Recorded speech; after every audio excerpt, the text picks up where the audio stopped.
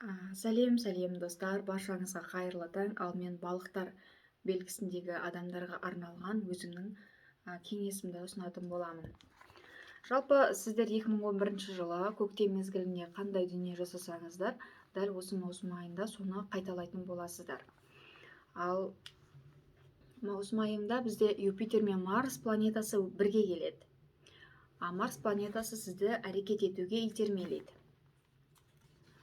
Жаңадан әрекет етіп бастайсыздар. Өміріңізді өзгертесіз. Меркурий планетасы бізде дұрыс бағытта айнала бастады. Ол сіздерде 3-ші домға келіп тұр екен, 3-ші үйге келіп тұр. Кейбір құжаттарыңызды жасай алмай жүрсеңіз, немесе келісе алмай жүрсеңіз адамдармен, осы айда барлығы реттеледі. Емтихан тапсыруға болады, құжаттарыңызды жасатуға болады, жолға шығасыз. Ал бізде Сатурн планетасы кері бағытта айналады. Ол 12-ші үйге келіп тұр екен. Керек емес заттардан арылатын боласыз. 30 жыл бұрын болған оқиға қайталанады. Жоспарыңыз өзгереді. Уақытша жұмысқа кіресіз. 11 мен 13 маусым аралығында Венера мен Уран планетасы бірігіп 3-ші үйге келіп тұр екен. Аяқ асты жолға шығасыз. Немесе жаңалықтар естейді, туысқандарыңыздан бір жаңалық естейсіздер. Аяқ асты машина, техника сатып аласыздар, қонақтар келеді. Ал 14 маусым күні Меркурий 4-ші үйге келіп тұр екен. Үйіңізде тұратын адамдарда жақсы жаңалықтар болады. Тағы да жолға шығасыз. Жалпы сіздерде осы айда 3-ші үй өте белсенді болып тұр. Көбірек жолға шығуларыңыз ықтимал. Сосын үйіңіздің, жеріңіздің құжаттарымен айналысасыз. Үйіңізге керек заттарды сатып аласыз. Дәл осы күні толған ай, 14 маусым күні ай толады, ол 10-ші үйге келіп тұр. Үйіңізде жұмыс жасайсыз, онлайн түрде. Жалпы көп адамдарға онлайн жұмыс шығып тұр, көп адамдарға. Осыны да ескеру керек.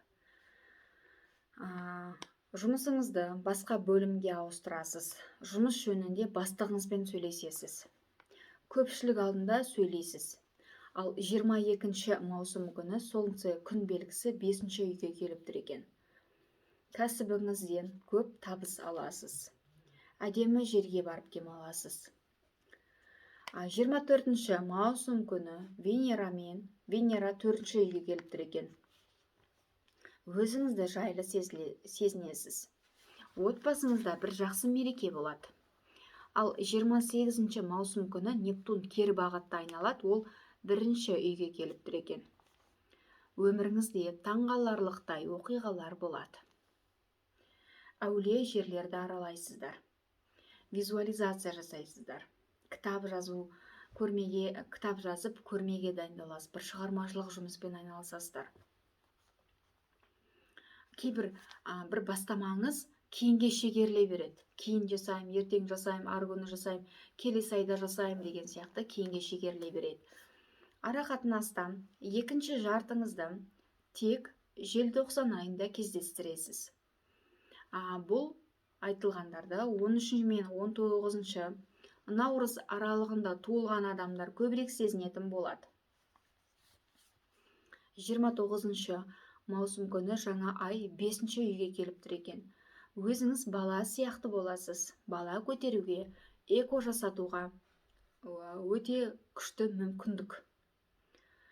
Балаңыздың балабақшасын, мектебін, университетін ауыстыруыңыз ықтимал. Өзіңіз бір курсты оқып, өзіңіз де бір оқушы сияқты боласыз. Жаңадан хобби пайда болады. Жарыста, лотереяда жеңетін боласыздар. Ал менің айтпағым осы, бар болыңыздар, бай болыңыздар.